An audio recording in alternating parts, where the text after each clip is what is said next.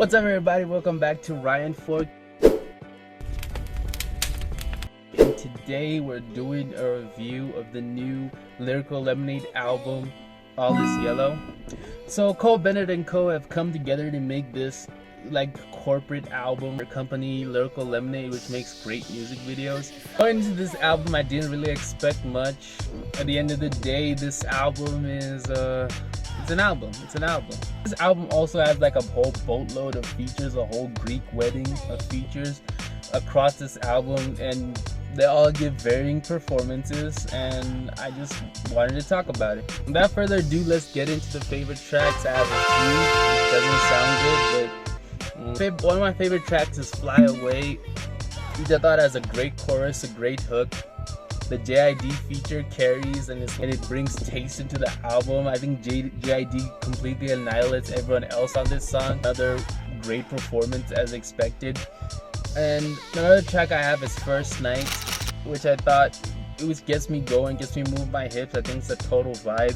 I think the verses are good. It's a bit hectic and a bit trashy, but I think we got where it needed to go on this song, so let's just not jinx it. We have Doomsday, which is a classic. I heard Doomsday last year. I think complete banger. I think Juice WRLD and Cordays trade like verses and like clever wordplay over an old Eminem beat, and they just like do it so well. Sword completely snapped, and Cordays also there backing him up with some pretty tight bars. It's just obviously the best song off the album and like one of my favorites for sure.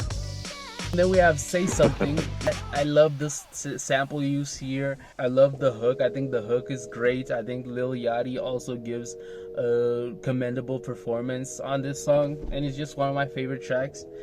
And then on worst tracks, these are tracks that I was iffy about, and one of them is Special by Lotto. Regardless about how I feel about this song, I think Lotto holds her own. I think she's rapping in like a freestyle rap style on this song, and I think she kind of holds her own. I think like the hook or like the chorus that she has, I think is kind of gripping and kind of catchy. You know, it's like, oh, it's the last time I make it feel special. You know, I think we've all been there.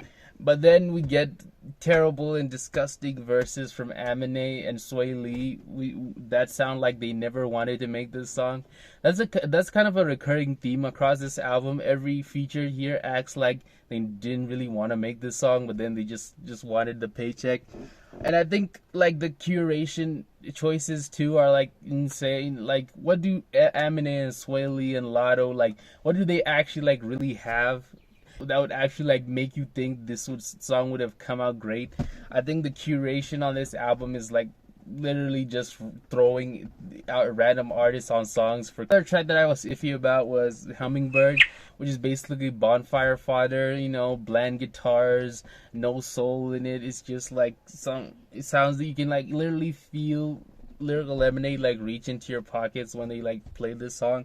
But I think Tizo really snapped at the back end of this song with his like spoken word / rap verse, but not enough for me to actually like consider this a good song. Then we have Equilibrium, which is bland and boring. We have Doomsday Part 2, which is actually the worst song on this entire album. Eminem half alive on this album, and he's he's like a shell of a rapper that he used to be. Like, I have never seen any rapper like lose every single quality that made him compelling in the first place. Like, he's literally just another rapper on this whole album, and it's like really sad to see. Like this is the guy who made the Marshall Mathers LP. Like, this is what he's on these days.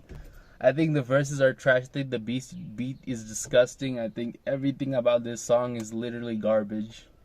We have Guitar in My Room, which I kind of like forgot listening to. I know I listened to it last year, but I forgot. I know that I didn't like it, and I wasn't gonna play it again when I review this album because I just can't with Kid Cudi anymore. I do not want any more Kid Cudi output for life. I'm good. Like, I'm not gonna listen to this.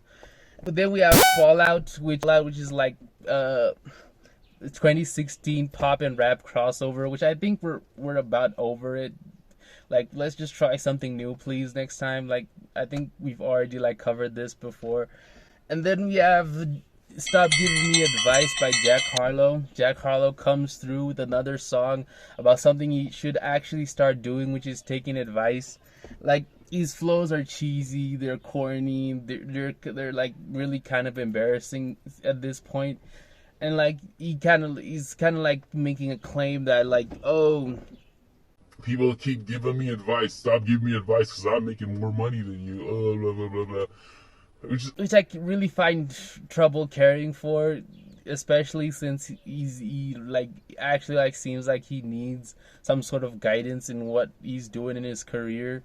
But I don't think he cares anymore at this point. Dave comes through with like these amazing like bars. Like he literally, like you can feel the height difference in the room when Dave and like Jack Harlow square up on this song. Then we have with the Fish, which is Tired and Lazy. Also the same with this one with Black Cray. I didn't even bother like writing the name. I think it's really not a good song from what I heard.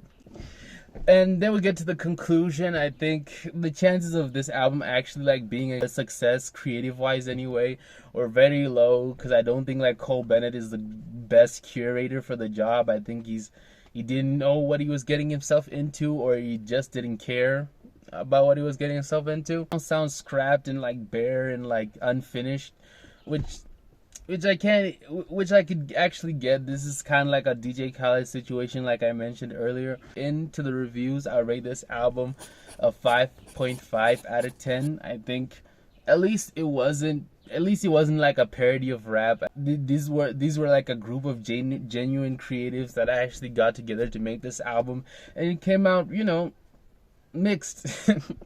But yeah, I think this album is not as terrible, but it's fine. If you like this video, please press the like button, subscribe, and I'll see you in the next video.